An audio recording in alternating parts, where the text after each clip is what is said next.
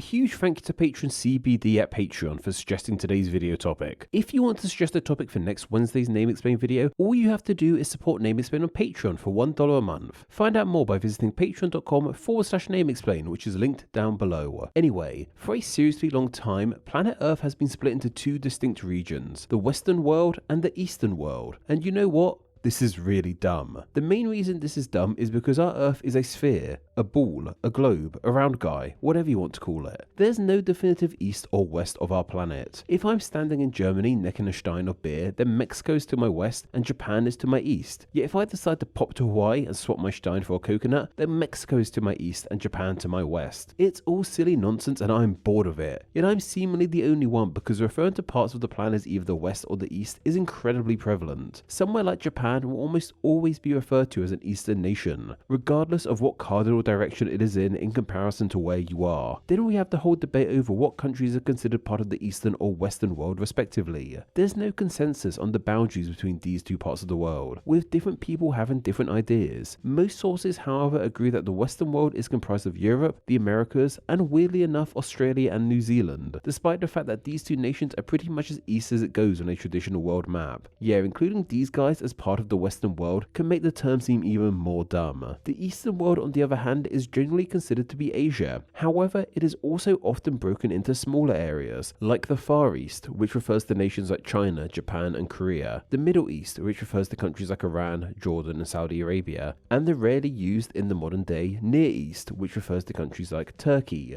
And then there's Africa and its nations. People can't seemingly agree as to whether it's part of the Western world or Eastern world. Ideas range from it being Western, Eastern, a mixture of both, only parts of it being Eastern or Western, and the idea it is neither and doesn't really fit the whole Western Eastern world idea. Once again, the idea of splitting the world into two teams and then ignoring an entire continent entirely is pretty dumb. These terms are not only dumb, but ambiguous and confusing. I can't even say they are inaccurate because, as mentioned, we live on a ball. There's literally no way these terms can be accurate. Every country can be either to the east or west at any given moment, minus the poles I guess, then they're either north or south. But despite using these very geographic terms of east and west, when it comes to considering a country as either western or eastern, there is very little geography at play. What we have defined as being either a western or eastern country instead has more to do with the culture there, as opposed to where it is on Earth. This is more the case with the Western world.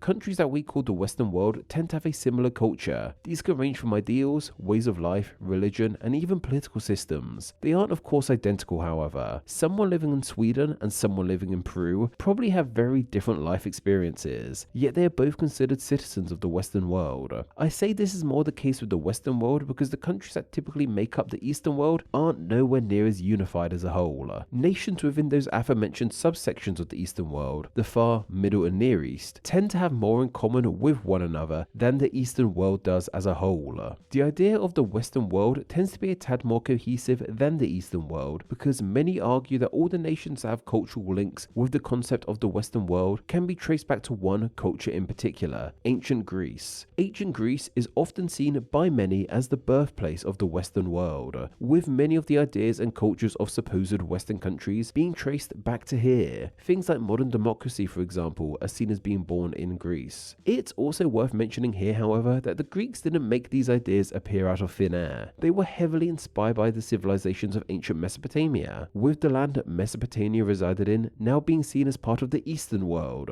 So yeah, the ideas that make up the foundation of the West are actually from the East, which makes these terms even more stupid. And to add to the stupidity of all of this, while the Greeks are seen as the people who sparked the whole West and East thing, they didn't really use the terms themselves when it came to splitting the world. They didn't split their known world into East and West, but instead into Greek and non-Greek. Non-Greeks could be literally anyone who wasn't from the land or spoke the language, regardless of what cardinal direction they were in compared to Greece. The Greeks of course knew what north, east, south and west were, it just didn't play all that much into their ideas of culture or how they divided up the world they knew. The culture of Greece, however, would go on to be a key influence on the Roman Empire, and they would do more in dividing the world into East and West, as we shall see. The Romans and their Greek influence spread across the majority of Europe, and even land they didn't flat out claim would eventually come under Roman influence in some way, shape or form down the line. After the fall of Western Rome, over the centuries, the borders of Europe would ebb and flow, and eventually the nations and empires which replaced the Roman Empire would go on to colonize parts of the world beyond their own, like the Americas and Australia, and their cultures would influence the ways of life there too.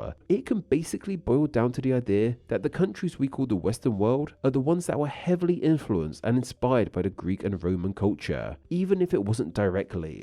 Take New Zealand an example. The Romans never claimed this land directly, unsurprisingly. It did, however, come under British rule, and in turn the British were heavily influenced by the Roman way of life. So in New Zealand's case, it was inspired by the British, who were inspired by the Romans, who were inspired by the Greeks. It's a really long chain of influence, but it eventually comes back to the Greeks, as it does for most quote-unquote Western countries in some way or another. This doesn't always add up, however. Take India for example. It was under Western rule for some time via the British, but today it is not seen as part of the Western world. It's very much seen as being Eastern. India gets even more confusing, as it's not seen as fitting into either the near, middle or far east categories too. It's kind of treated as its own thing, or to modern people as part of South Asia or the Indian subcontinent, along with countries like Bangladesh, Sri Lanka and Nepal. But the countries we refer to as the Eastern world as a whole, which at their broadest can range from the likes of Bhutan, Oman and South Korea, don't really have one single culture they all stemmed from like Greece, which unified them as the Eastern world. As mentioned, they were all just kind of doing their own thing in their subsections and inspiring each other there. Like China could maybe be seen as the Greece equivalent for the Far East, but that's completely my own musings on the matter. Like I said, the Western world is a more unified concept because all these Western countries can be seen as stemming from that singular Greek/Roman culture. It's almost as if they needed a term to refer to all these Greek/Roman influenced countries, and they landed on the Western world, because relative to Greece, a lot of these countries were to the west of it, and then they needed a term for all the other countries, and as Western world was being used, it already made logical sense to call the others the Eastern world. It's more the Western world and everything else. And I just mentioned that many Western nations are West relative to Greece, and to defend these terms for a moment, we have to factor in relativity. In the past, the world wasn't as fully understood, and people would often refer to things in relation to their own knowledge. And in this time, people in places like ancient Greece and ancient Rome knew for sure that cultures similar to them lay in the west in the rest of Europe, and cultures to the east of them were pretty different. The ancient Greeks and Romans did have knowledge of the much further Far East too, with there being evidence of contact between Europe and China dating back to the 3rd century BC. And as I hinted towards earlier, a more definitive split between East and West came about thanks to the Romans. In 395 AD, Roman Emperor Diocletian, for a myriad of reasons, split the huge empire into two smaller ones, the Eastern and Western Roman Empire. The West would eventually fall in the late 5th century, but the East would carry on all the way until the 15th century, also going by the name of the Byzantine Empire. This split in Rome gave a huge chunk of the known world to the people of the time a definitive East and West split, and could have even laid the groundwork to our modern concept of the Eastern and Western world. This split also gave us the terms of the Orient, meaning the East, and the Occident, meaning the West. These terms come from Latin terms of sunrise and sunset, respectively. While Occident isn't used much anymore, Orient is a term still very much linked with the East, especially the Far Eastern nations, even birthing the term of Oriental, though another big East-West split happened a few centuries later in 1054 AD. This was with the Great Schism, which saw the Christian Church split between Catholicism in the West, and eventually Protestantism too, and Orthodoxy in the East. This once again gave Europe a big East-West divide. Christianity today, however, is seen as one of the key identifiers of the Western world. Most countries that are considered Western have Christianity as their most popular religion. Christianity spread across Europe and their eventual colonies, thanks to it becoming the official religion of Rome in 313 AD. Prior to this, Rome was still pagan, worshipping their adaptations of the Greek gods. If Rome didn't shift to Christianity, maybe the wider Western world would still have the likes of Zeus and Poseidon as their main gods. Defining the Western world as the countries where a form of Christianity is the most popular religion, however, means we also have to include the entirety of Russia as part of the Western world. This creates another issue with these dumb terms, as the Asian part of the nation is fairly often considered part of the Eastern world. Yet, by the time of the Great Schism and into the Middle Ages in general, general, people were starting to gain a greater understanding of the wider world. More and more citizens of Europe started to understand that to the east of their home were countries and places that were very different to theirs in the way in which they lived their lives, which added to the great cultural difference between these people. This kind of east-west divide was relative to these people, and that's completely understandable. Though, once again, and say it with me, we live on a ball. So, on a modern global stage, the concept doesn't fully add up. What also compounded to the idea that Asia was the east and the eventually discovered Americas were the west was the way in which we drew and continue to draw maps. The modern world map derives from older maps drawn across Europe in the past. As they were created in Europe, they logically place themselves in the center of the map. Of course, there are other world maps out there, but this popular depiction of the world on a 2D plane has really cemented the idea of countries like China, Japan, and Indonesia being in the east, and countries like Chile, the USA, and El Salvador being in the west. Globes would really have helped solve this problem, but they didn't come into being until much later down the line, with the earliest surviving globe we know of coming from just 1492. Ultimately though, it's through cultural ties, east and west splits relative to people in the past, and European-made maps as to why we have this deeply ingrained idea of the Western world and the Eastern world. Today, we even have terms like Westernization, which means a country we typically consider as being Eastern is becoming more like a nation we refer to as Western. But I feel that these terms are pretty outdated and old-fashioned. There is something of a valid idea into splitting countries into these two categories, but labeling them as Eastern and Western just doesn't make too much sense these days. I've racked my brain thinking for a more fitting term for these two kinds of nations, and an idea I've had for a term that could replace the Western world is the Greco-Roman inspired world. It doesn't roll off the tongue as easily, but it's somewhat more accurate. Though for the Eastern world, it's harder to think of a term that encapsulates all the cultures found there, because it didn't really have a unifying culture like the quote-unquote Western world did.